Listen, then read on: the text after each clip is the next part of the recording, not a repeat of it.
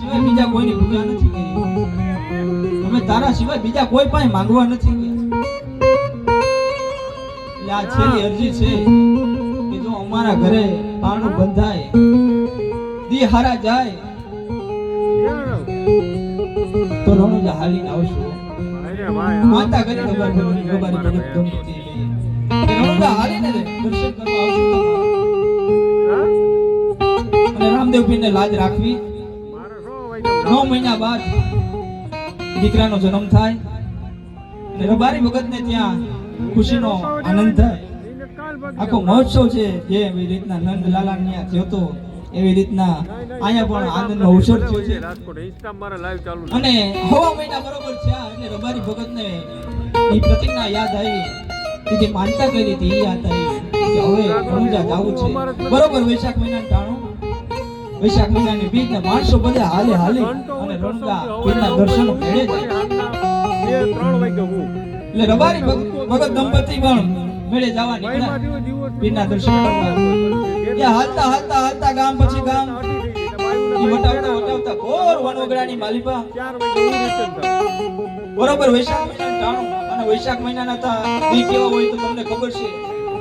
ઉનાળાનો તડકો ગોમ ધબે મુઠ્ઠી ભરી અને ઝાડ નાખો તો દાણી ફૂટી જાય. હવના માણાના પડસાયા હવના પગની માલિપા હતાવા મળે એવો ધોમ તડકો અને તડકાની માલિપા ઓગડાની માલિપા રબારી દંપતી હાલ્યા જાય છે. એમાં એ બાળક હતું હોવા મહિનાનું, એને લૂ લાગી ગઈ. એ બાળકને લૂ લાગી ગઈ અને આ તો પૂરું ફૂલ કહેવાય. જોતામાં તો એ પ્રાણ પંખીડું ઉડી ગયું. ત્યાં તો એવા કઈ દવાખાના નહોતા એ લઈને જાય, પણ પ્રાણ પંખીડું ઉડી ગયું. પણ એની જે જનતા હતી ગાંડી બની ગઈ, બાવડી બની ગઈ કે મારું આંધણાની લાકડી. ઘણી માથા બચાડે, ઘણી રોય, પણ રબારી ભગત પછી એને સાંત્વતા આપે છે કે છાની રહી જા, ધાર્યું ધણીનું થાય, તું છાની રહી જા. રામદેવ પીર મહારાજે આપ્યો તો ને એનો હતો એટલે એ લઈ લીધું, તું છાની રહી જા. જેમ તેમ કરી સ્વાતંત્રતા આપી અને છાતી કાઢો કરી એ બાળકને ત્યાં સમાધિ આપે છે. અને પછી રબારી ભગત એની પત્નીને કહે કે હવે બોલ, રણુજા જવું છે પાછું ઘરે જવું છે.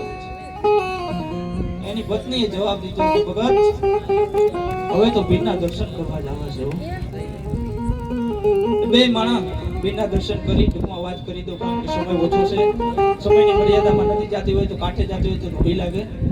એટલે કીધું કે હવે દર્શન કરી અને પાછા ઘર તરફ જાય છે. જે જગ્યાએ બાળકની સમાધિ આપી હતી એ જ કેડે પાછા ગણપતિ નીકળ્યા.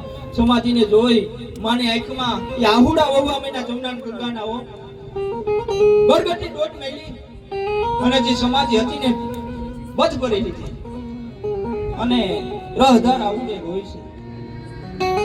અને એવામાં રામદેવ પીર મહારાજને કહ્યું કે સંત ત્યાં આવે છે, સાધુ સંત. અને સંતે કીધું કે બેટા તું કેમ રહો છો? એટલે એની બધી વાત કરી કે અમારે માનતા હતી, અમે પગે લગાડવા જતા હતા ને એમાં આ તાવ જે હતો એને મારા દીકરાને ઘરખી લીધો. ઉનાળાની લૂ લાગી, તાવ ચડી ગયો, એને મારા દીકરાને ઘરખી લીધો એટલે હું રોઉં છું. એટલે કીધું કે છેલ્લી વાર મારે મારા દીકરાને મોઢું જોવું છે. ગમે એમ તો જનેતા ને માથી મોટું કોઈ નહીં, ભલે ને હોય જળધર કે જગદીશ, પણ અંબા માનું હૃદય કોમળ હોય. એટલે માએ કીધું કે મારે છેલ્લી વાર મારા દીકરાનું મોઢું જોવું છે. એટલે સંતે કીધું, રબારી ભગત ના પાડતા હતા, પણ સંતે કીધું કે વાંધો નહીં, છેલ્લી વખત તમારા દીકરાનું મોઢું જોઈ લો તમે સમાધિ ખોલી. રબારી ભગત આશ્ચર્યચકિત છે કે આને અમે સમાધિ દીધી અને 2 દિવસ ખાડો ખોદી અને સમાધિમાંથી દીકરાને કાઢી અને માએ પોતાના હાથમાં લીધો ને ત્યાં તો એ દીકરાએ બગાવું ખાય અને રોવાનું ચાલુ કર્યું. રબારી ભગત આશ્ચર્યચકિત થઈ ગયા, આ કેવો ચમત્કાર વળી, 2 દિવસ થઈ ગયા. એટલે રબારી ભગત હજી સંતને પ્રણામ કરવા જાય પણ આમ જોઈ ત્યાં તો સંતની હાજરી નહોતી.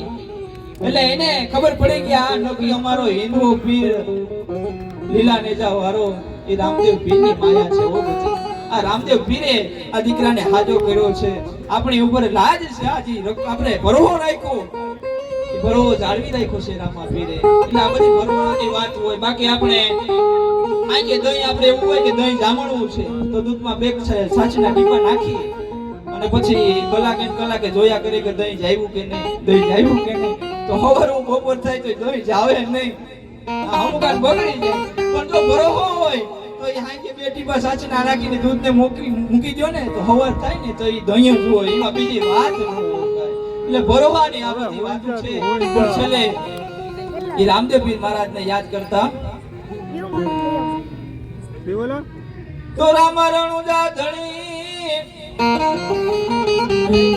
અને કોકરણ હુંદાઈ પીઠ